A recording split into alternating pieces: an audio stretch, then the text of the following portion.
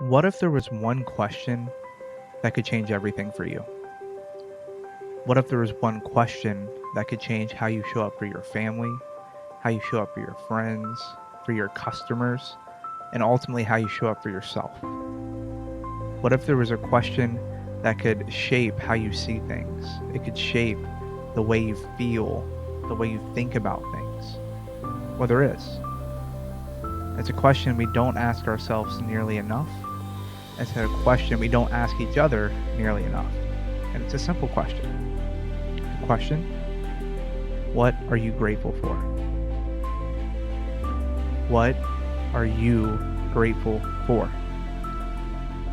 When you think about this question, it's so simple, right?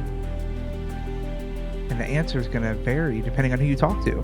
For me, I think about my long line of people who have believed in me. I think about the last two bosses I've had who really saw my family as priority in my own life, Patricia and Tim. I think about my wife who takes care of our girls and does such a good job of that every single day. Think about my pastor and mentor, who I get to sit around fires with and talk life and have cigars and drink some bourbon, and just the value I get out of that relationship. I think about the opportunity to jump into this idea of starting this podcast to give people in the IT support industry a place to share their stories. And Liz Bunger and Tom Wilk and the people said yes to that crazy, audacious idea for this nonprofit full of volunteers.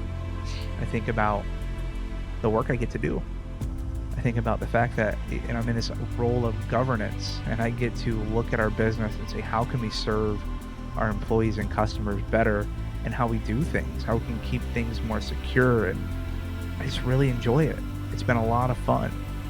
I'm grateful for the community I have in HDI. I'm grateful for the opportunity to use technology to reach out to people who you see from a distance and say, hey, would you mind mentoring me?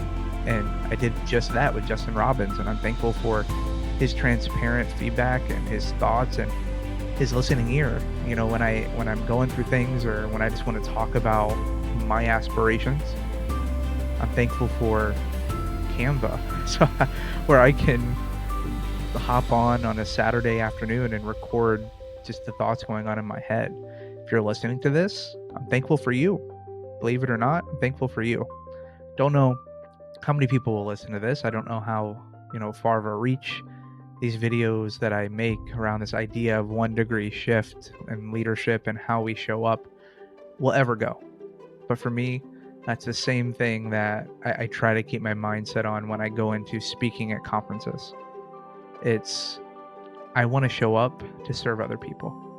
And if someone is able to get some value out of what I create or what I share, that is a win in my book. So go back to the question. What are you grateful for? When you focus on what you're grateful for, it makes it a lot easier for your thoughts and your beliefs to stay rooted in what's true. To focus on the things that are good. And when you do that, ultimately what goes on between your head, it drives everything else. Your actions don't start as actions. They start as thoughts and beliefs. So, I'm going to challenge you this week. Think about the things that you're grateful for every day. Just pick one.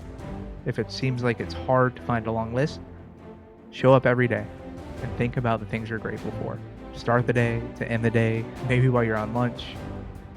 Promise you, when you start asking yourself this question and you start acknowledging the good things you have going on, whether it's the people in your life, it's the work you get to do, it's a customer, it's a conversation you had, it's a mentor, doesn't matter.